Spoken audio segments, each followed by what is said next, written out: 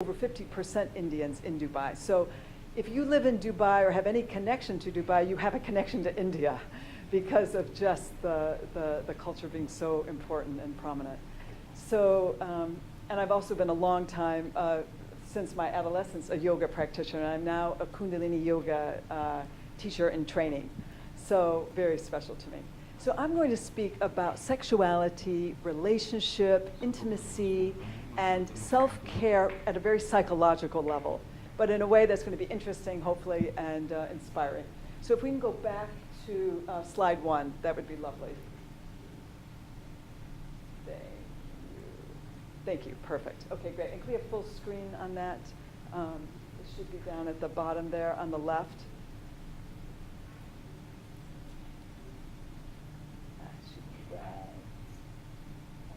Oh, no, wow.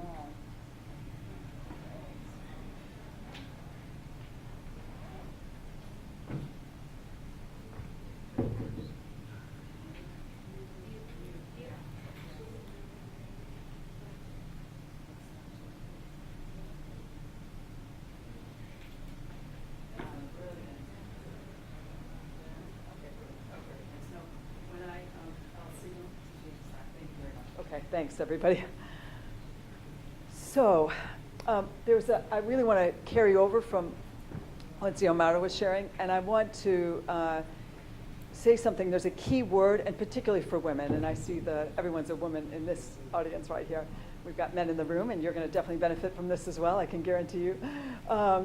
But there's a key word that I want to start with before I go into my specific presentation, which is codependency. It's a word that got a lot of, it really came on the lexicon in the mid-'80s. And codependency, there's a lot of definitions, but one definition I like is giving up me to be loved by you, all right? And so there's a lot of women have this tendency, because we're natural nurturers, we have a tendency to give ourselves up. So I think this theme of self-care is highly important. So I'm going to take it on a little different turn here, and like I said, bring in a little bit more of a psycho-spiritual point of view to it. So can I have the next slide, please? So one of the purposes, it's not the only purpose, but a main purpose of intimate relationship is to heal ourselves, is to heal ourselves by healing the unfinished business.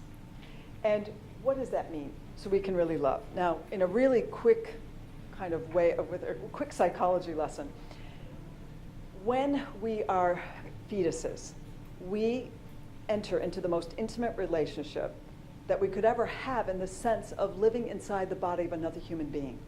We feel her feelings, we move as she moves, we get every single biochemical reaction of the food that she intakes, or the drink she intakes, or the cigarette she intakes, or the drug she intakes. Everything that she is feeling, it's a most extraordinary symbiotic relationship, emotionally and physically. And that is the first imprint on intimacy. That is the first knowledge of, oh, this is what intimacy, an intimate relationship looks like. Thereafter, we come out of the womb and we have an intimate relationship with her in terms of how we're cared for. We start having imprints about how mommy and daddy relate to each other. We have an intimate relationship with our father in terms of how he relates to us, and other siblings and other caretakers. But those primal imprints lead very strong, because we're all human and imperfect. There will be leftovers, if you will, that we will inevitably carry over then into a strong, intimate relationship.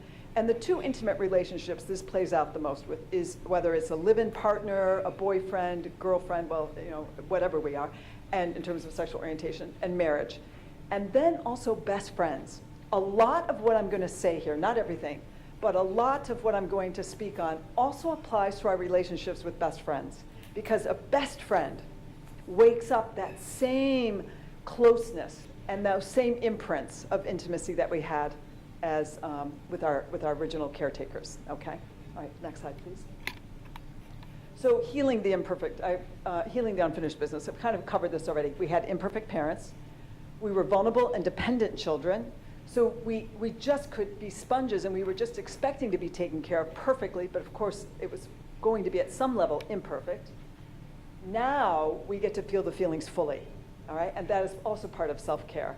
Forgiving the past is incredibly important to self-care, and I'll get to that later.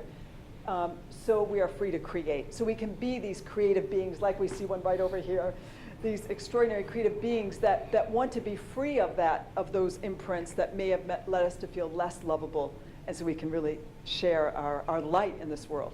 Now, forgiveness, why would forgiveness be self-care when we would think, okay, forgiving someone else? Because, of course, that inner peace that comes when we forgive someone else, and the maturity and the emotional intelligence that is required of us to forgive. We'll be getting to that in a moment. Can I please have the next slide? So in relationship, whatever kind of relationship we have, and by the way, sometimes what I'm going to say also applies to bosses in a strange way. Because when we work for a period of time where we have, some of you may have had that, I had that in the past with a couple different bosses long ago. I've been working freelancer for many, many, many years now in my own business, and I have a business in Dubai. But I'm thinking of two bosses right now. They were mother figures to me, 100%.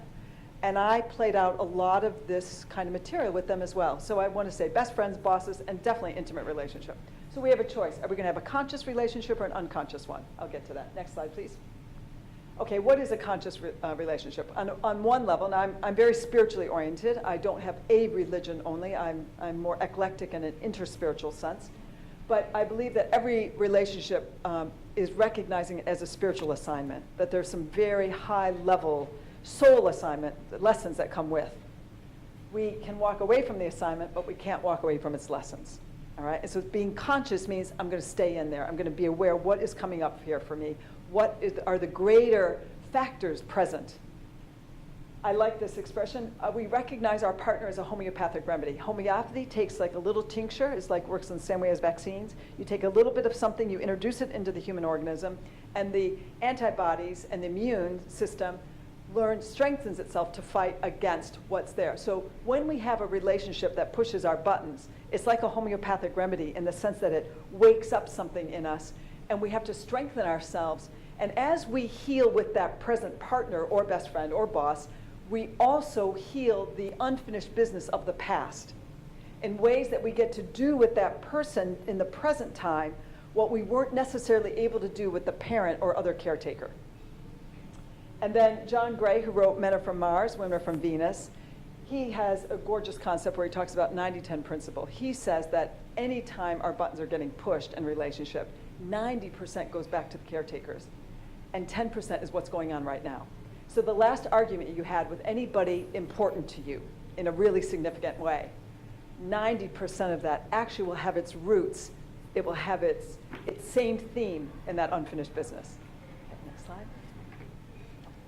All right, so here, the slide's not great. Could I have the lights dimmed a little bit? Is there a way? I don't know if it's, yeah, I don't know which one to, okay, thank you very much. I want to show you. This was a wire sculpture that was made last year at Burning Man that's been all over the internet, and I just love that. Yeah, okay, yeah, okay, it's better. Thank you, that's good. So, okay, a reactive couple. A reactive couple, and here we go again with self-care, is learning to be aware of that, learning to self-soothe. Self-soothe is a very important thing when we start getting reactive, and particularly in an intimate relationship, where children are present as well. So two inner wounded children present the opportunity to heal. Next slide, please. And this is what happens when we are in reactivity, in that unfinished business, when actually it's wounds from the past that we're playing out with our partner, and we haven't learned to take care of ourselves. We didn't learn to take a time out. We didn't learn to self-soothe and really do that investigative inner process, that quieting of ourselves to see what's really going on, so that we then, unfortunately, leave some collateral damage for the children that are exposed to this level of reacting. And we may have been exposed to fighting with our parents, which was, we look back and like, totally, mom was in her inner child, dad was in his, and they were unconscious. They didn't realize that's what was going on. Next slide. Now, a conscious relationship rather than an unconscious one we learn not only to take care of ourselves, but we develop that inner adult, that maturity, so that we learn two key words. We learn how to be an ally to our partner and an agent for their own healing. And an agent for their healing is sometimes setting limits. When they are getting reactive and they're in their inner child, we say, I'm going to remove myself. The healthiest thing I can do for myself and for you is to remove myself, and we need a timeout. And this isn't like just walking out in a puff. This is, you know, in a calm enough way saying that. And so this is for your benefit. But an ally is also naming, I don't judge you. I know you're, you know, I'm sensing the anger that you have at your mother. You're actually, you're in that right now. And I'm not going to play some psycho game on you right now, but I just want to tell you that I love you and I understand, but I also need to set this limit for myself. And this is one of the most sophisticated self-care things that we can do for ourselves, is learning to set these limits in love and respectful, kind delivery, not vengeful, because that would just mean that we're back in our wounded, reactive self. All right, please. So another key thing that makes relationship very, very interesting is transparency, or also called radical honesty. And it's this place where it's scary. It's very scary. But the thing that's so interesting about it is that like attracts like. All right, next slide, please. Radical honesty. In order if we're going to ever be transparent with anybody, we need to have safety and appreciation. We need to know you're not going to clear the bank account if I tell you my truth. We need to know that you really like me. You appreciate who I am. And that is one of the most important things in self-care, is that I need to respect myself, that I'm going to set boundaries and I'm going to set limits, and I'm not going to just deliver myself to anybody. I'm going to be judicious in who I reveal myself to. Okay? Dare we risk all? Dare we be that vulnerable? All right? And then the next slide, please. Okay, this is one of my favorite slides because there's just so much in this slide. So when we are transparent, one level of ego death will happen in one way or another. It's that fear. It's like jumping off the cliff. Because when it's really vulnerable material, are you not going to like me? Are you going to judge me? I'm going to make myself really, really vulnerable? Are you going to say something that's hurtful? Are you going to leave me? Are you going to hurt me? Are you going to slander me? Are you going to tell someone else, even though we've agreed we wouldn't? You know, what's going to happen here? Fasten your seatbelt, and then, again, the self-love. Be your own trampoline, and it comes back to this key word, self-soothing. To be there for yourself, even if in that moment your partner is having reactivity to your transparency. All right, next line. Lack of transparency leads to lack of sexual flow. Now, I have this slide in here because I work a lot with, and it's been my honor living in the Gulf and living in the Middle East for this long. I teach sacred sexuality workshops, long weekend workshops, and I also teach a monthly Tantra evening for women.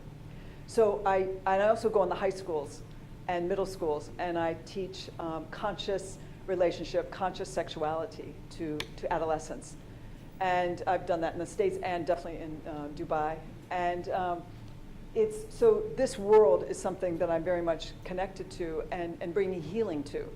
And a lot of it has also started because in my own practice, I see the extraordinary, inordinate, off the charts frequency of sexual abuse, and then the effect of what that leads into someone's current adult life sexually. So all of this has been interconnected to me in terms of really bringing a lot of focus that in my work. And so one of the things is that I have learned and seen with the people that I work with at whatever level, whether there's abuse level or any level, and even abuse, there's a lot of partners that have never told their partners that they've been sexually abused. And so that lack of transparency will lead to a lack of sexual flow, because sexual flow is life force energy. If we get outside the drama of sexuality, it's just life force energy. And